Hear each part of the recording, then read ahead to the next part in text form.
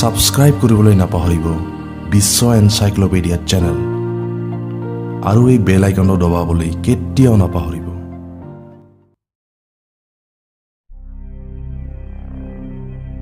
আমাৰ এই পৃথিৱীখনত বহুতো বিচিত্ৰ আৰু ৰহস্যময় ঠাই আছে আৰু এই ৰহস্যময় ঠাইবোৰৰ সৌন্দৰ্য দেখি আমি সকলোৱে আচৰিত হ'ব লগাত পৰে। এই সৌন্দৰ্যময় ঠাইবোৰৰ কিছুমান ঠাই মানুহে বনোৱা আৰু কিছুমান ঠাই প্ৰকৃতিয়ে নিজে বনোৱা। তেনেকুৱা এখন ঠাই আছে চীন দেশত। চীন দেশৰ এই ঠাইখনৰ নাম হৈছে টিয়ানমিন মাউণ্টেইন আৰু এই ঠাইডোখৰ চীনৰ এটা টুৰিষ্ট ঠাই হিচাপে বৰ্তমান বিখ্যাত। 1518 মিটাৰ ওখ এই পাহাৰখনত পৃথিৱীৰ আটাইতকৈ আচৰিত এটা গুহা আছে, যিটো গুহাক স্বৰ্গৰ দুৱাৰ বুলিও কোৱা হয়। আমি সকলোৱে মৃত্যুৰ পিছত স্বৰ্গত যাব বিচাৰোঁ, কিন্তু স্বৰ্গত যাবলৈ হ'লে আমি ভাল কাম কৰিব লাগিব বুলি শুনা যায়।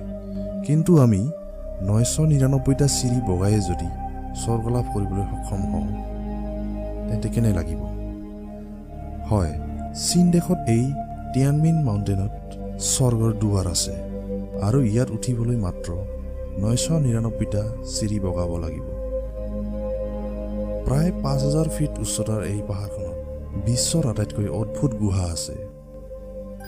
প্ৰকৃতিৰ খেল অনুযায়ী 200 বছৰ আগতে পাহাৰৰ কিছু অংশ মাজতে ভাঙি যায় আৰু তাৰ পৰা এই গুহাটো এটা অদ্ভুত গুহাৰূপে নিৰ্মাণ হয়।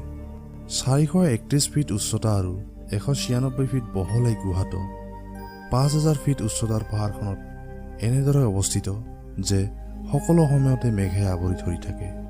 মেঘে আৱৰি থকাৰ বাবে এনেকুৱা অনুভৱ হয় যে সঁচাকৈ সেই ঠাইডোখৰ প্ৰকৃত স্বৰ্গই। সেইকাৰণে সম্পূৰ্ণ বিশ্বতে এইটো দ্য গেট অফ হেভেন্স বুলি খ্যাত।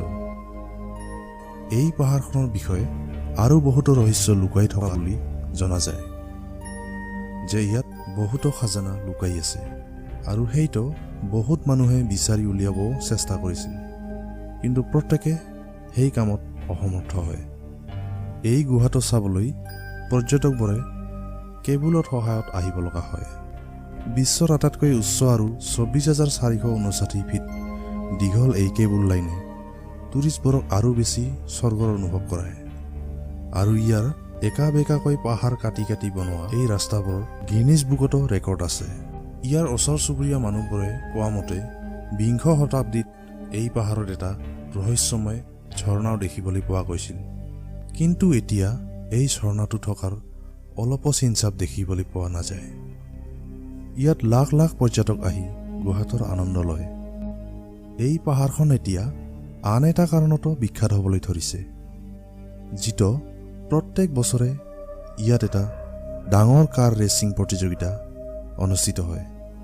ইয়াত কাৰ ৰেচিঙৰ খেলটো অতি আমোদজনক হৈ পৰে, কাৰণ ইয়াৰ ৰাস্তাবোৰত প্ৰত্যেক অংশই একা বেকাকৈ, প্ৰত্যেকটো কোণে ভয়ানক। আপোনাৰ যদি বতাহত খোজ কঢ়াৰ ইচ্ছা আছে তেন্তে তাত গৈ সেইটো সফল কৰিব পাৰিব। 4030 মিটাৰ উচ্চতাৰ কাঠৰ আইনেৰে বনোৱা এটা ৰাস্তাত আপোনাক কেৱল মনোৰঞ্জনে নহয়, আপোনাৰ সাহসো বঢ়াই দিব। কিন্তু বহুত পৰ্যটকৰ বাবে সেই ৰাস্তাত খোজ কঢ়াটো সম্ভৱ হৈ নুঠে। তো বন্ধুসকল, মোৰ আজিৰ ভিডিঅ'টো ইমানেই। আকৌ লগ পাম অন্য এটা ভিডিঅ'ৰ সৈতে। গতিকে ভিডিঅ'ত লাইক আৰু চেনেলটো ছাবস্ক্ৰাইব কৰিব বুলি মই আশা কৰিলোঁ। ধন্যবাদ।